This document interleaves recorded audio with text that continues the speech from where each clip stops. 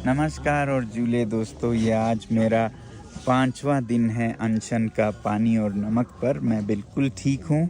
आज खुले आसमान में हम थे बहुत से साथियों के साथ और तापमान था -17 के करीब। और ऐसे में आप देख रहे हैं ये जो गिलास का पानी है ये न सिर्फ जमा है बल्कि फूल के ऊपर आया है, मगर ये बिल्कुल नहीं जमा है क्योंकि ये अल्कोहल है और अल्कोहल का जमने का तापमान है -114 और पानी का 0 डिग्रीज। तो ऐसे में हम अनशन कर रहे हैं लद्दाख के संरक्षण के लिए, लद्दाख में डेमोक्रेसी के बहाली के लिए। मगर ये सिर्फ लद्दाख की बात नहीं है, ये एक देश भर में विश्वास को दोबारा स्थापित करने की बात है। हमारे देश में सब कुछ है, लोहा है, कोयला है, मिनरल्स हैं, मगर कमी है तो विश्वास की, ट्रस्ट डेफिसिट, जिसके चलते अब लोग किसी पे भरोसा नहीं करते हैं। जनता नेताओं पर भरोसा नहीं करती, नेता अपने साथियों पर भरोसा नहीं करती और इलेक्शन प्रोसेस पर ही अब विश्वास उठ रहा है, इलेक्ट्रॉनिक वोटिंग मशीन्स पे विश्वास उठ रहा है। और ऐसे में फिर नेताओं से सीख के लोग भी फिर बिजनेसेस में भरोसा नहीं करते हैं, वादे तोड़ देते हैं। तो लद्दाख के साथ भी कुछ ऐसा ही हुआ। 2019 में हमसे वादा किया गया सरकार ने इलेक्शन मैनिफेस्टोज में खुलेआम लिख के कि लद्दाख को 6वें शेड्यूल में संरक्षण दिया जाएगा। और ये मैनिफेस्टो सिर्फ ज़ुबानी नहीं थे, ये लिखित में आप देख रहे हैं उनकी तरफ से वादे जो लिखित में थे। और 2020 तक फिर वो भूल गए ये वादा। फिर जब दूसरा चुनाव आया हिल काउंसिल का, तो लोगों ने यहाँ पर कहा कि हम चुनाव में हिस्सा ही नहीं लेंगे अगर इस तरह से होता है, तो उन्होंने बॉयकॉट करने का फैसला हुआ। इस पे सरकार ने स्पेशल एरोप्लेन, विमान भेजकर हमारे नेताओं को दिल्ली ले गए और वहाँ पर उनसे विनती की। और हमारे नेता भी बहुत भोले भाले होते हैं, उन्होंने विश्वास किया और वापस आ गए कि वो सब ठीक करेंगे। और यहाँ पर आके उन्होंने फिर से भारी बहुमत से रूलिंग पार्टी को जिताया, संसदीय चुनाव में भी और हिल काउंसिल में भी। फिर उसके बाद सरकार ने बिल्कुल भुला दिया इसको, 4 सालों के लिए टालम टोल करते रहे। और अब 4 मार्च को उन्होंने साफ साफ कह दिया, ना हम आपको लोकतंत्र देंगे, ना ही संरक्षण 6 शेड्यूल में देंगे। तो आप समझ सकते हैं ऐसे में लोगों का क्या भरोसा रह जाए। अब लोग यहाँ पर फिर से कह रहे हैं कि संसदीय चुनाव को आने वाले हम बहिष्कार करेंगे, बॉयकॉट करेंगे।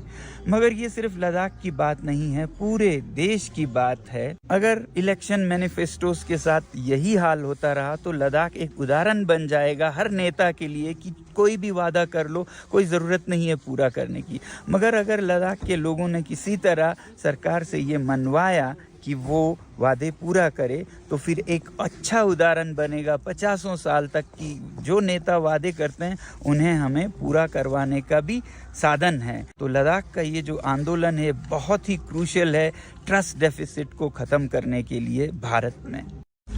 नमस्कार और जूले, ये 5वें दिन का ख़ात्मा है और अभी मेरा एक मेडिकल टेस्ट हो रहा है हॉस्पिटल की तरफ से।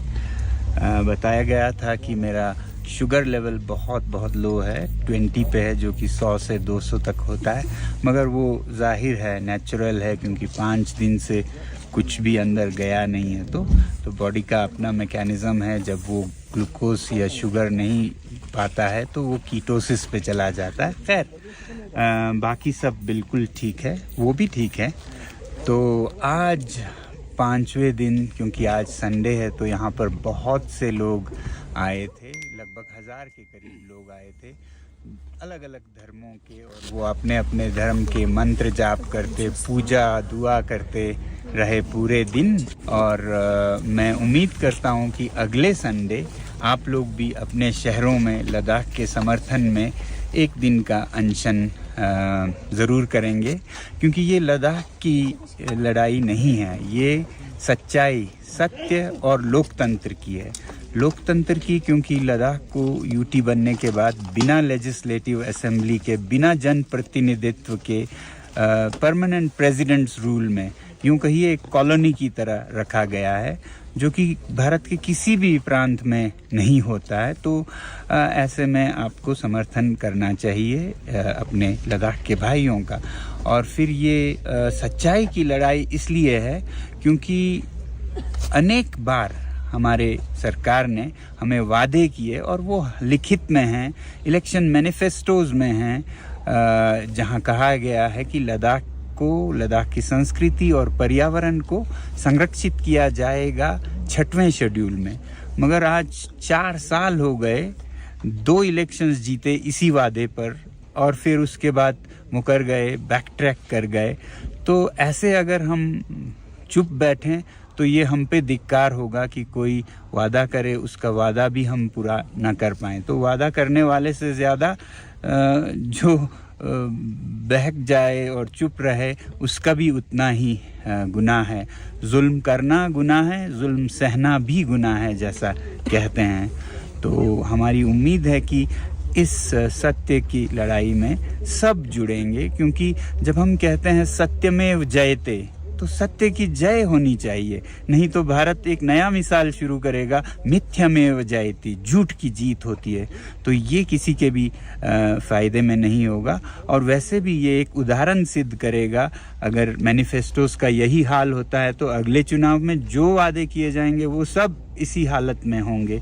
ऐसा ना हो, इसलिए बहुत ज़रूरी है कि लद्दाख अपने वादे पूरे करवाएं।